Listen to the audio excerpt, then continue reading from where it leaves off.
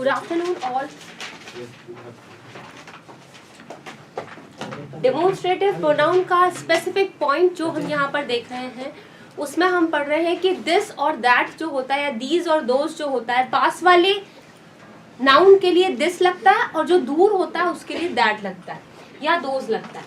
जैसे एग्जाम्पल देखना, एक और एग्जाम्पल यहीं पर ही खत्म किया था हमने कल वाली क्लास, है ना। Both cows and oxen are useful animals. लिखो ये एग्जाम्पल लिखो।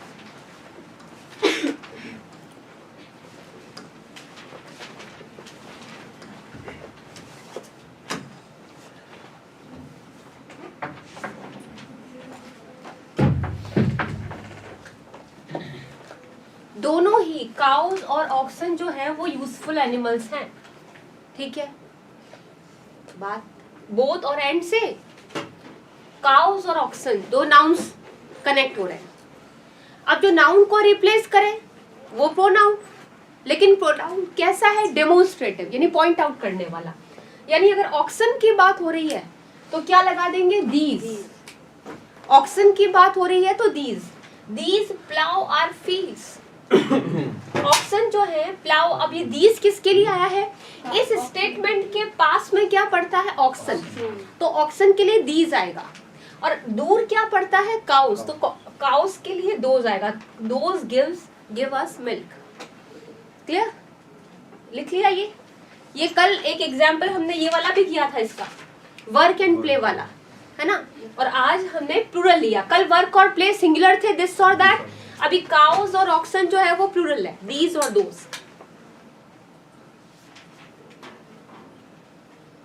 अगेन ये कंसेप्ट वैसे डेमोन्स्ट्रेटिव का मैं बता चुकी हूँ, ठीक है। जो कुछ न्यू स्टूडेंट्स हैं तो उनके साथ हम एक बार इसको समझ लें वापस कि अगर मैंने लिखा यहाँ पर कि द क्लाइमेट, लिखो the climate of Alwar is better than Patna. क्या ये सही है? गलत है। क्यों गलत है?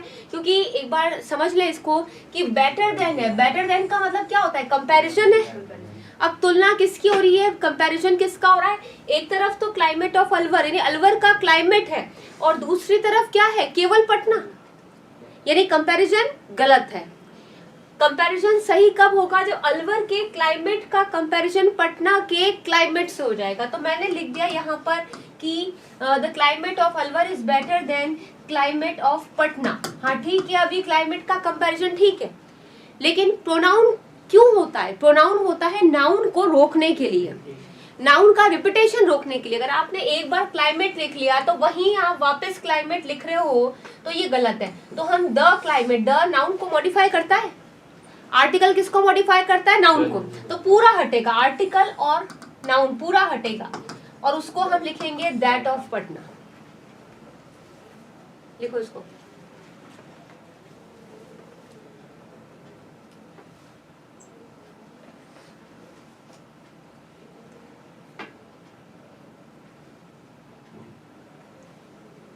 नेक्स्ट,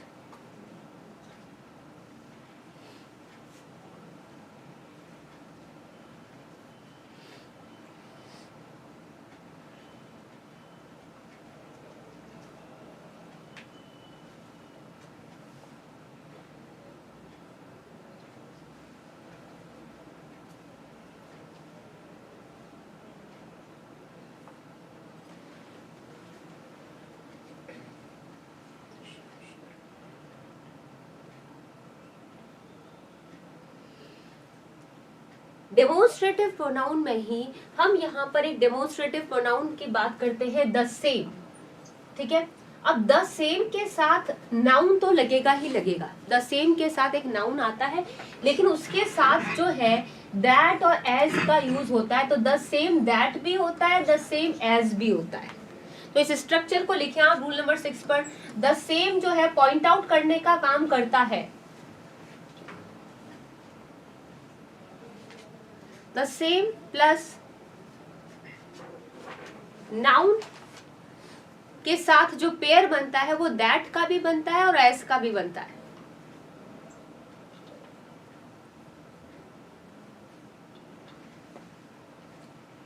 यस धीर, good afternoon.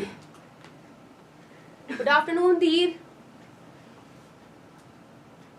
Okay, this is the same shirt that I bought yesterday और this is the same shirt as I bought yesterday। अब यहाँ पर डिफरेंस देख लेते हैं क्या जाता है। जनरली द सेम के साथ एज कब लगता है? द सेम के साथ एज लगता है कंपैरिजन के लिए, तुलना दिखाने के लिए। जहां पर कंपैरिजन का सेंस रहता है वहां द सेम के साथ एज लगता है। एज डिफाइन नहीं करता, एज डिफाइन नहीं करता। जनरली दैट जो होता है वो डिफाइन करता है।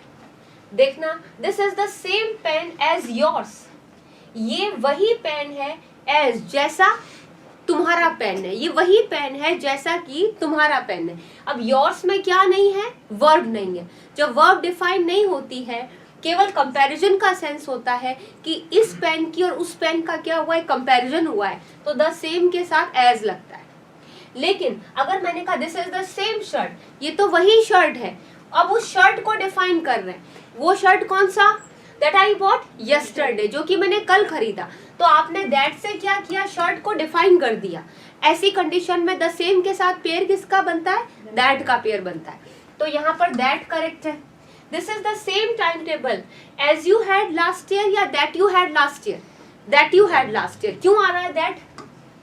क्यों आ रहा है दैट? क्योंकि वो टाइम टेबल को क्या कर रहा है? डिफाइन कर रहा है इस तरीके से। तो द सेम के साथ दैट और एज के एग्जाम्पल लिखें आप। एक एज का लिख लें, एक दैट का लिख लें। एक दैट का लिखें और एक एज का एग्जाम्पल लिखें।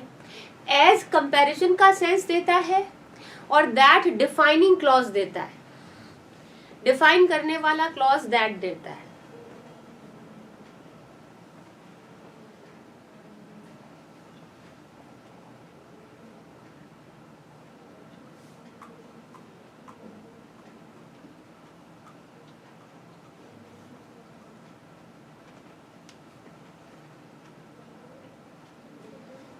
यस यस धीर, करेक्ट है।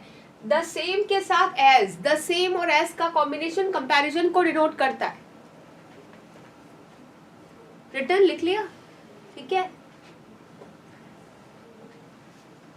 नेक्स्ट, अब अगर दैट की बात कर रहे हैं तो आपने एक तो द सेम के साथ दैट देखा, एक दैट का यूज और कहां पर जाता है? जितने भी इंडेफिनिट प्रोनाउंस होते हैं उनके लिए जो कि स्पेसिफिक नहीं होते हैं, डेफिनेट नहीं होते हैं, उन्हें पहली बात तो इंडेफिनिट प्रोनाउन कहा जाता है और इनके लिए रिलेटिव प्रोनाउन दैट का यूज होता है। इनके लिए रिलेटिव प्रोनाउन दैट का यूज होता है हमेशा।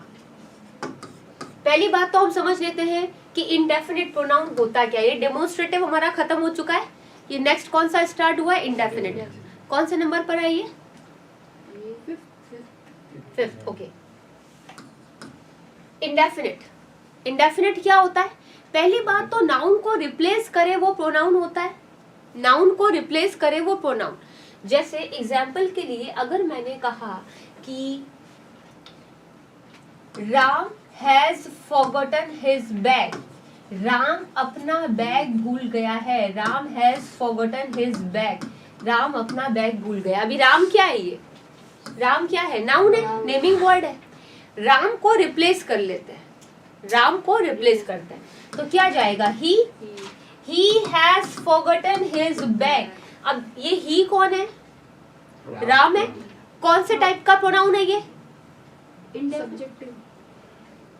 इनडेफिनिट कैसे है? ही है ना। इनडेफिनिट कैसे है? डेफिनेट है भाई। ही फॉरगॉटन, तो ही तो डेफिनेट है। कौन से टाइप का प्रोनाउन है?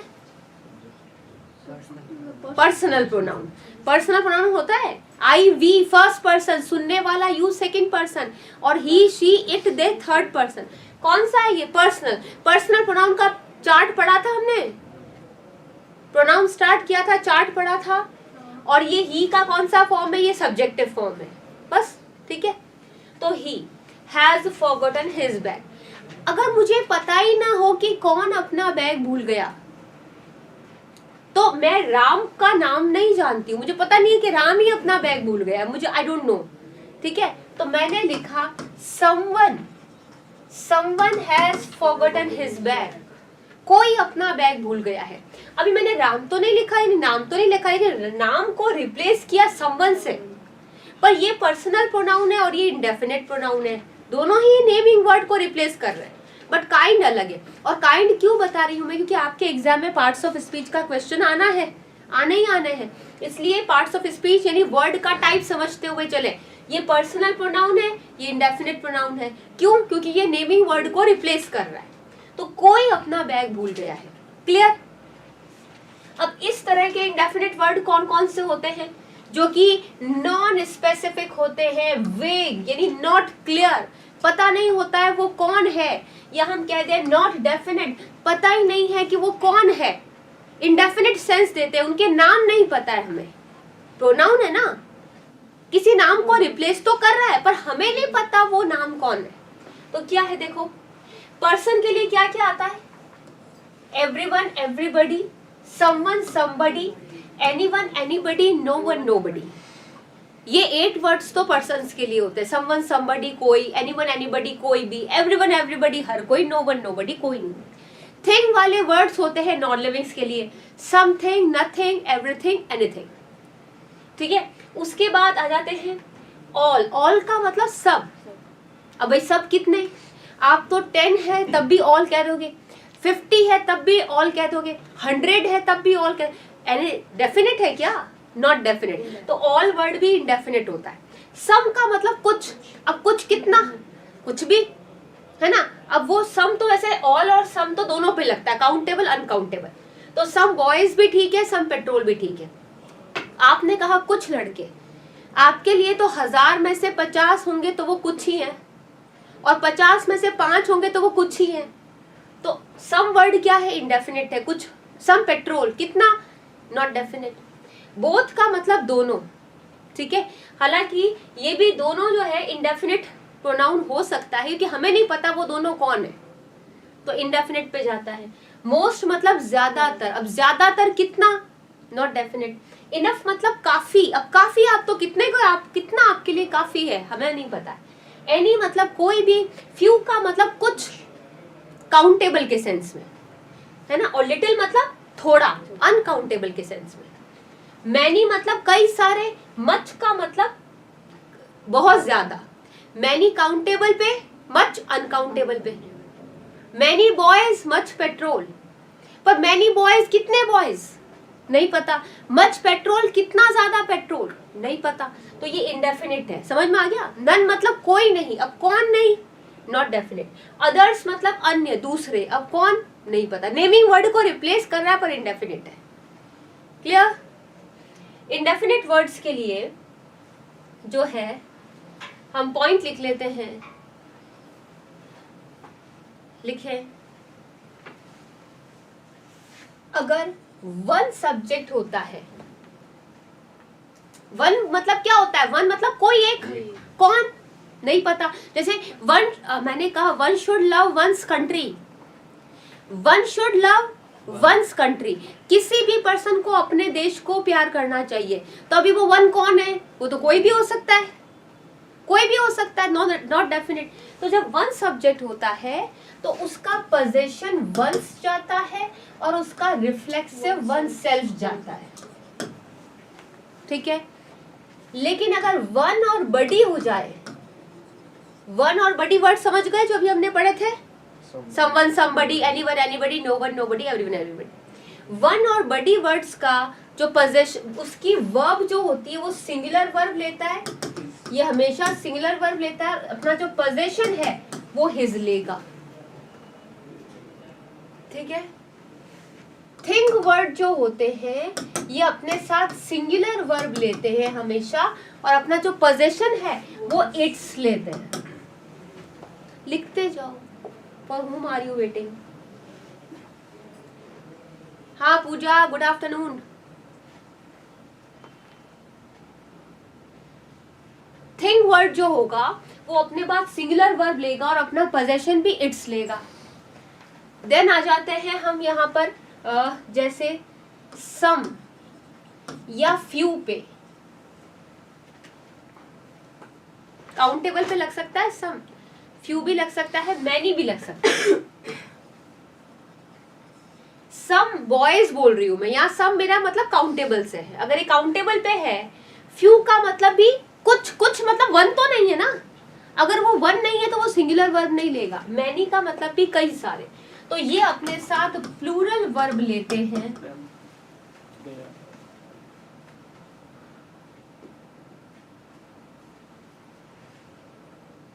क्लियर? तो ये अपने साथ प्लूरल वर्ब लेते हैं और अपना जो पोजेशन है वो देयर लेते हैं, देयर लेते हैं। या अगर यहाँ पर लिख लो वेरियस, अगर वेरियस भी आ जाए, विभिन्न, तो वो भी काउंटेबल ही होता है। तो सम, फ्यू, मैनी, वेरियस, सम काउंटेबल के सेंस में, क्योंकि सम दोनों चलता है, सम वाटर, सम बॉयज, बाकी केवल काउंटेबल है। ये अपने साथ प्लूरल वर्ब लेंगे और पोजेशन देयर लेंगे। क्लियर?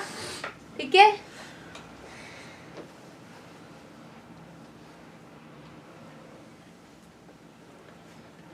अब सेम चीज क्या है ये, एवरीवन यानी वन और बड़ी वर्ड्स अपने लिए प्रोनाउन क्या लेता है, या तो ही लेगा, पोजेशन आएगा तो हिज लेगा, ऑब्जेक्टिव केस में लेगा तो हिम लेगा, रिफ्लेक्सिव लेगा तो हिमसेल्फ लेगा, जो कि अभी मैंने टेबल में एक्सप्लेन किया था आपको, सेम चीज।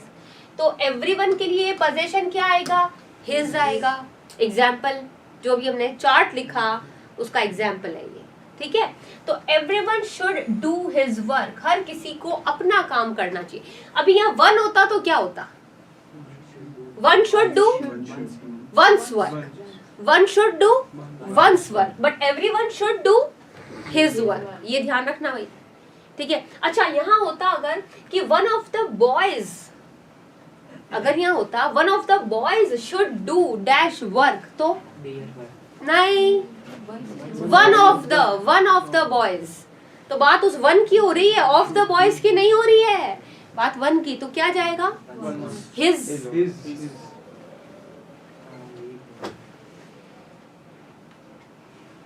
लिखो,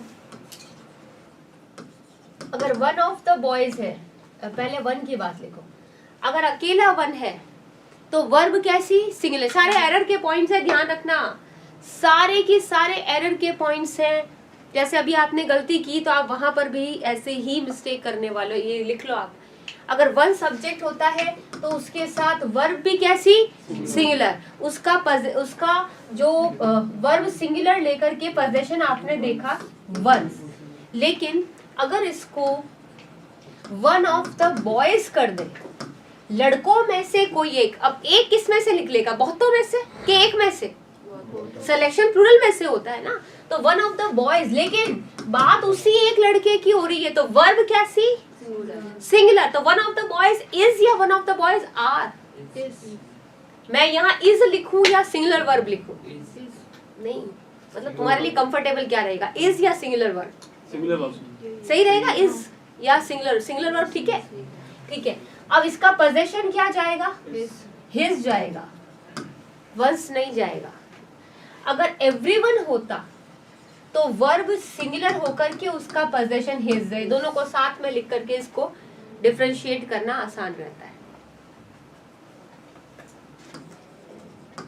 लेकिन वन ऑफ द बॉयज के बाद अगर हु आ जाए, है ना, हु, विच या दैट, विच एनिमल्स के लिए और दैट तो सभी के लिए, तो उसके बाद वर्ब कैसी आती है, तो उसके बाद वर्ब कैसी आएगी, प्लूरल। कैसी वर्ब आएगी, जो कि उसके पहले वाले नाउन को डिनोट करेगी।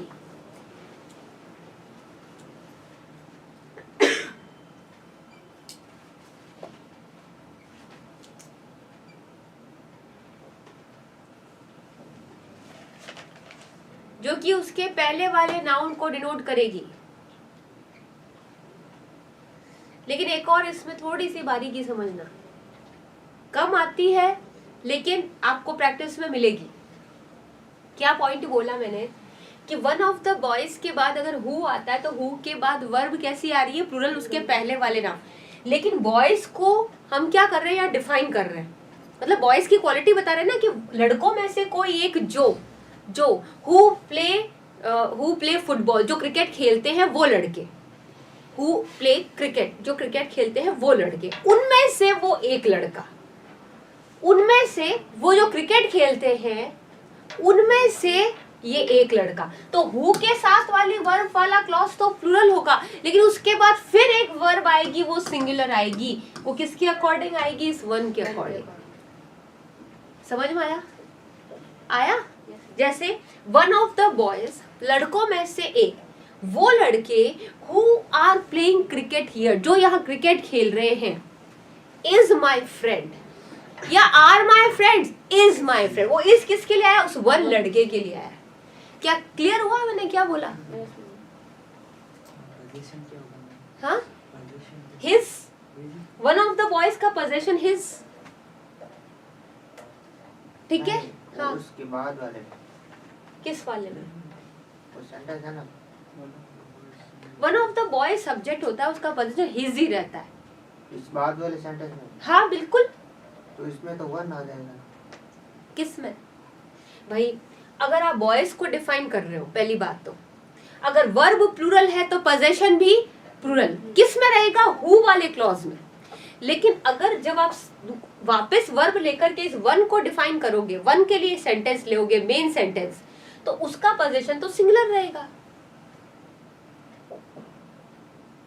वन आएगा, वंस। अकेला वन होता है तभी पोजीशन वंस होता है। वन ऑफ द बॉयज का पोजीशन हिज होता है। देखो पोजीशन वाला सेंटेंस देख लेते हैं।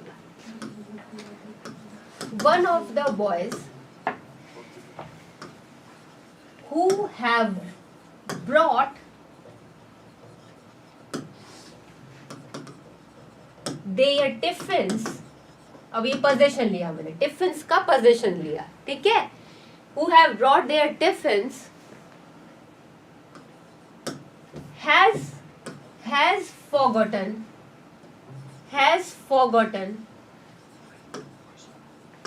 to bring his tiffin। भाई देखो तुम्हारे कंफ्यूजन के लिए मुझे सेंटेंस को पोजेशन पे लेना पड़ेगा। आप समझ लेना क्या है ये। वन ऑफ द बॉयज, लड़कों में से कोई एक लड़का है, ठीक है ना? हु के बाद ये वर्ब किसको डिनोट कर रही है? इस बॉयज को डिनोट कर रही है। ये बात मैंने अभी बताई, ठीक है? Who have brought, जो लाए हैं, लड़के लाए हैं ना, वो लड़के जो कि लेके आए हैं, सीधी बात है। तो who have brought, तो फिर क्या जाएगा? their tiffins, प्लूरल वर्ब है, इसका मतलब एक लड़के की बात है कि बहुतों की बात है? बहुत तो सारे लड़कों की बात है भाई, सारे ही लड़के जो अपना टिफिन लेकर के आए हैं उनकी बात है। तो क्या आएगा? their tiffins। क्लियर? ठीक है, their tiffins। अब इस लड़के की बात है, तो क्या वो जो लड़का है has forgotten, वो भूल गया है। उनमें से हाँ, उनमें से एक लड़का, वो लड़के जो अपना सारा टिफिन लेकर के आए हैं, उनमें से एक लड़का ऐसा है, उनमें से एक लड़का ऐसा है जो कि हैज फॉरगॉटन, जो भूल गया है, टू ब्रिंग, लाना, हिज टिफिन। क्या समझ में आया? अब क्लियर है क्या कि नहीं? ये सेंटेंस लिख लो।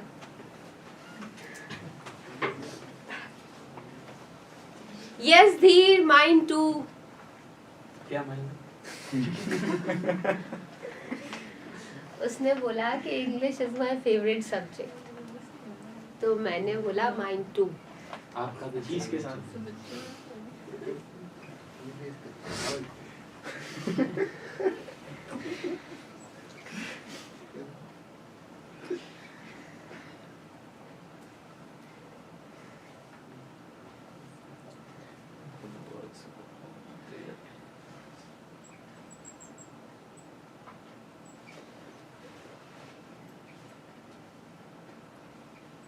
इसमें दो वाला ना, टिफिन क्लाइमेट की तरह।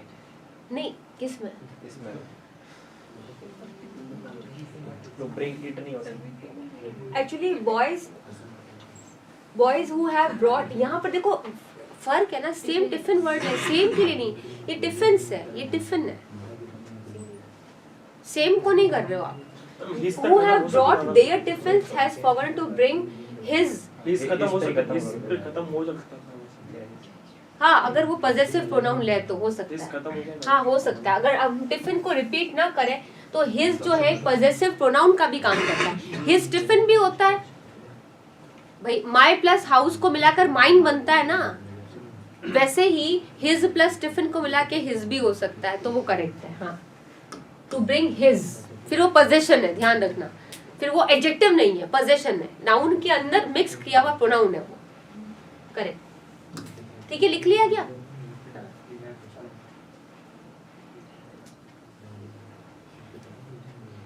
क्वेश्चन टैग की बात आ गई, इसका पॉइंट समझ लेना कि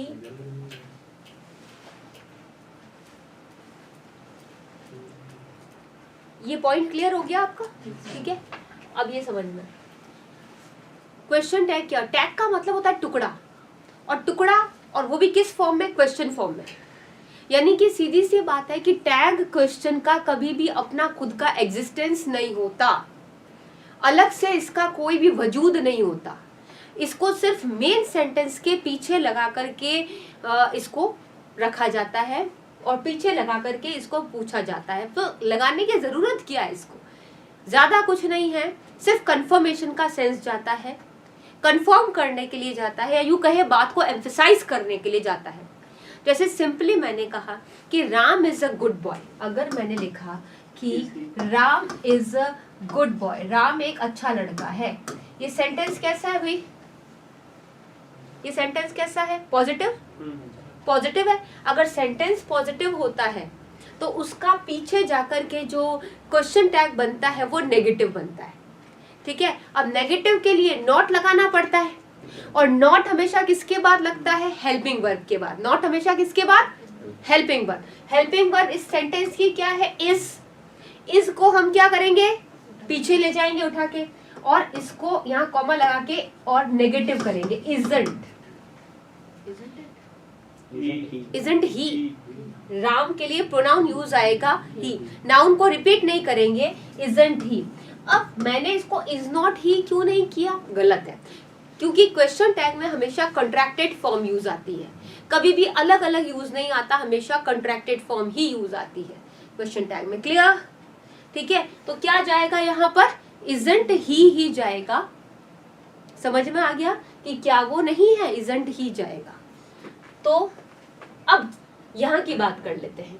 अगर everyone everybody, someone somebody, no one nobody, ये जो 8 वर्ड्स होते हैं, ठीक है, इनकी वर्ब कैसी आती है, सिंगुलर। बताया मैंने आपको, देखो सिंगुलर वर्ब है, इसका पोजीशन क्या आता है, हिज, सिंगुलर आता है। लेकिन इन वन और बडी वर्ड्स का कंसेप्ट होता है कि जब ये वर्ड्स क्वेश्चन टैग पे जाते हैं तो ये प्लूरल कंसिडर किए जाते हैं। तो समवन और समबडी के लिए हम क्या लिखेंगे, सेम सेंटेंस पे तो ही और हिज चलता है, लेकिन जब ये क्वेश्चन टैग में जाएंगे तो ये दे बन जाते हैं। क्लियर? ये दे बन जाएंगे। तो फिर जो वर्ब है उसका भी कौन सा फॉर्म जाएगा, प्लूरल, क्योंकि अभी एवरीवन के अकॉर्डिंग हैज है, लेकिन दे के अकॉर्डिंग क्या हो जाएगा, हैव। तो क्या हो जाएगा, हैवंट दे, नेगेटिव करना पड़ेगा। जैसे समवन इज, यहां जाकर के जैसे ये दे होगा तो इज का क्या हो जाएगा, आर, तो आरंट दे। मर्जी से हैवंट मत कर देना, इज है तो उसका प्लूरल ही जाएगा, हैज है तो उसका प्लूरल जाएगा। क्लियर? समझ में आ रहा है क्या? ठीक है, तो ये ध्यान रखना कि हैवंट दे जाएगा, आरंट दे जाएगा। किस तरह हुआ, समझ में आ गया? ठीक है, क्वेश्चन टैग कहा जाता है इसको। ये भी लिखवा दिया मैंने, बता दिया, एक एग्जाम्पल लिख लो। वो उतारा आपने क्वेश्चन टैग, लिखो इसको, एग्जाम्पल्स लिख लो, ये तीनों पॉइंट्स लिख लो एग्जाम्पल के, और लिख लो यहाँ पर क्वेश्चन टैग, रूल 2 लिखो, क्वेश्चन टैग फॉर वन और बडी वर्ड्स। अच्छा, एवरीथिंग होता तो क्या होता, एवरीथिंग प्लूरल नहीं होता है। लिखो एक एग्जाम्पल, हाँ, इजंट इट लिखो, एवरीथिंग, हर किसी चीज की, एवरीथिंग हैज इट्स इम्पोर्टेंस, हर किसी चीज की अपनी इम्पोर्टेंस होती है। Isn't it?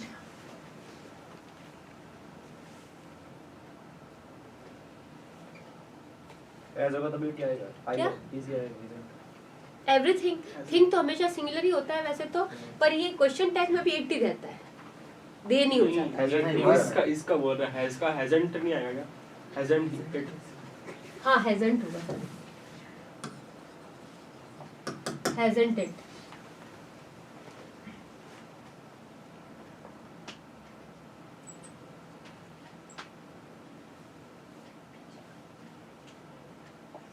ये लिख लिया, ये लिख लो तीनों।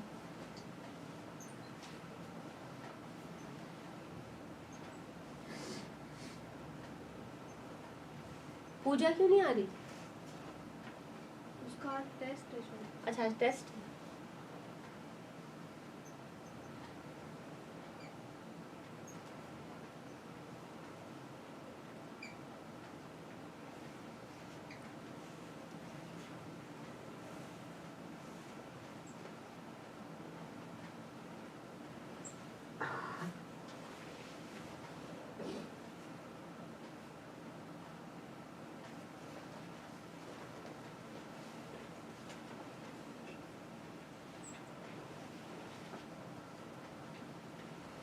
ये बता दिया मैंने, ठीक है।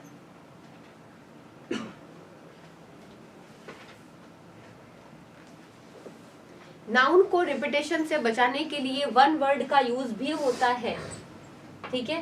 कैसे? To avoid the repetition of a singular countable noun, किसी सिंगुलर काउंटेबल नाउन का रिपीटेशन रोकना हो तो वन वर्ड का यूज होता है। जैसे this is a good book, ये एक अच्छी बुक है, but that is a bad book. This is a good book but that is a bad book. तो बुक को रिपीट होने से बचाने के लिए हम वन लिखें तो करेक्ट होता है। दीज आर गुड बुक्स, ठीक है, तो but those are bad ones. तो हम वन और वंस का यूज किसी नाउन का रिपीटेशन रोकने के लिए भी करते हैं। तो लिखो, ये वंस अपोस्ट्रोफी वाला नहीं है, नॉर्मल वाला है।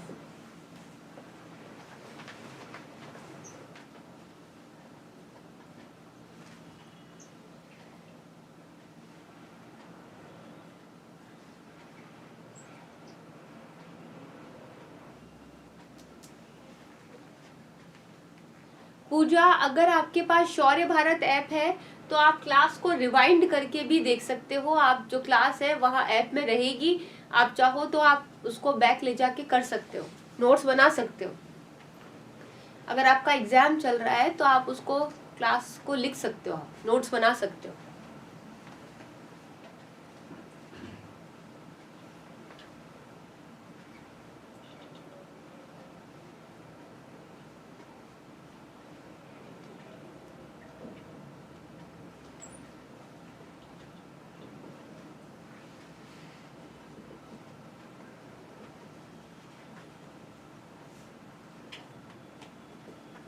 देखो जनरली क्या होता है, यहाँ पर इस 5th पॉइंट के लिए हम एक नोट लिखते हैं, ठीक है। क्या लिखते हैं कि सम जो वर्ड होता है ये सभी के लिए आता है, सिंगुलर के लिए भी आता है, प्लूरल के लिए भी आता है, साथ ही साथ ये आता है ये काउंटेबल के लिए भी आता है, अनकाउंटेबल के लिए भी। और अगर एनी की बात करें तो एनी वर्ड भी सिंगुलर के लिए भी आता है, प्लूरल के लिए भी आता है, काउंटेबल के लिए आता है, अनकाउंटेबल, सभी के लिए दोनों आते हैं। दोनों ही सभी के लिए, दोनों का मतलब होता है कुछ और कोई, दोनों सभी के लिए आते हैं। तो डिफरेंस क्या है? डिफरेंस इनका मेन है कि सम जो होता है वो पॉजिटिव, ये नोट लिख लो, यहाँ पर नोट लिखो इस रूल के पहले कि सम जो होता है वो पॉजिटिव सेंटेंस को डिनोट करता है और एनी जो होता है वो नेगेटिव और इंटरोगेटिव सेंटेंस को डिनोट करता है। क्लियर? ये नोट लिख लो, सम और एनी का main difference.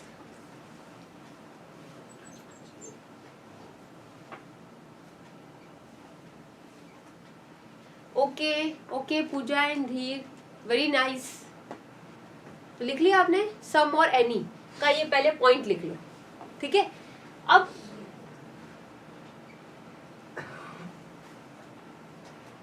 Someone somebody, anyone anybody, no one nobody, ठीक है ना। अब इसमें जो समवन और समबडी वाले सम वर्ड जो आप देखते हो, ये कौन से सेंटेंस को डिनोट करता है? Positive. I have brought some toffees, मैंने कुछ टॉफीज खरीदी है। सेंटेंस कैसा है? पॉजिटिव। यानी इस उस नोट के नीचे ये एग्जाम्पल लिख करके लिखो पॉजिटिव। वो जो आपने नोट लिखा था, उस नोट के नीचे ये एग्जाम्पल लिख कर लिखो पॉजिटिव सेंटेंस है ये। She has not got any book, उसे कोई किताब नहीं मिली है। नेगेटिव, नेगेटिव सेंटेंस में एनी को अंडरलाइन करो। Have you got any book, क्या तुम्हें कोई बुक मिली है? इंटरोगेटिव में भी एनी को लिखो। नेगेटिव इंटरोगेटिव में एनी का यूज होता है। समवन समबडी जो होते हैं या समथिंग होता है, वो हमेशा एफर्मेटिव सेंटेंस होता है। Someone some, someone somebody. Note number B लिखो यहाँ पर, इसको कर दो note number B. Note number B लिखो यहाँ पर कि सम, समवन, समबडी या समथिंग होता है, वो एफर्मेटिव होता है। फिर लिखो एनी, एनीवन, एनीबडी और एनीथिंग जो होता है वो नेगेटिव या इंटरोगेटिव होता है। इसको कर लो नोट नंबर बी।